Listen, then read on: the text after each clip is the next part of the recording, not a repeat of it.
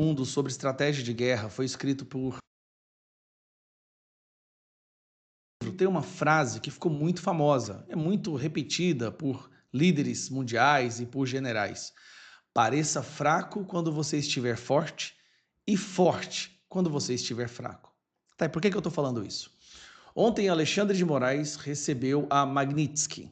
E agora ele não poderá ter acesso a cartão de crédito, contas bancárias e vários outros serviços de empresas nos Estados Unidos, assim como sua esposa e o escritório de advocacia dela, e a vida dele vai ficar muito difícil. Neste momento, ele estava fraco, então ele sentiu a necessidade de mostrar força. Ele acreditou que se ele fosse em um ambiente público, numa multidão, ele seria ovacionado, porque essa foi a percepção que ele teve dentro da bolha.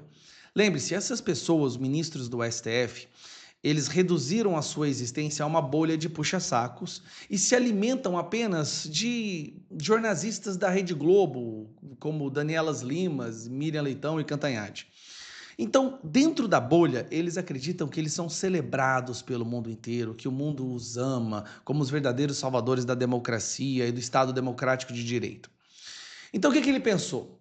Eu vou a um ambiente onde tem muitas pessoas, que era o jogo do Corinthians. Ele é um torcedor do Corinthians, então ele falou: eu vou ao estádio, porque lá eu tenho certeza que eu serei celebrado. É um ato político, né? Políticos costumam fazer isso quando a pressão sobre eles é muito grande ou quando eles tentam de alguma forma destruir esses políticos, eles vão às ruas para mostrar força. Lula não faz isso porque não tem ninguém que o apoia nas ruas. Bolsonaro faz isso e ele coloca milhares, dezenas de milhares de pessoas para celebrá-lo. Então Moraes teve essa ideia: vou ao estádio. E ele vai ao estádio, vai no camarote. Repare, ele faz questão de ficar em pé ali na beirada da sacada para ser visto. Ele queria ser visto, ele queria que as pessoas o celebrassem. Está o Alexandre de Moraes, ministro do Supremo Tribunal Federal, que está no centro das sanções aí impostas pelo governo norte-americano, né? O ministro foi sancionado hoje com a lei Magnitsky. A principal sanção prevista é o bloqueio de bens de pessoas ou organizações que estejam nos Estados Unidos. Isso inclui, inclusive, desde contas bancárias e investimentos financeiros até imóveis. O ministro está aqui assistindo a Corinthians e Palmeiras. Bom, só que parece que não deu muito certo. Eu vou te mostrar por que não deu muito certo. Isso aqui é um exemplo do momento que ele estava lá. Um dos torcedores, um dos presentes ali, viu que o Alexandre de Moraes estava no camarote e gravou esse vídeo. Aí, Alexandre, se fudeu! Se fudeu! Se fudeu! Esse cara é corajoso, né? Com certeza Alexandre de Moraes vai abrir um inquérito, colocar o nome dele lá dentro, né? Como vítima, como investigador, como juiz, tal.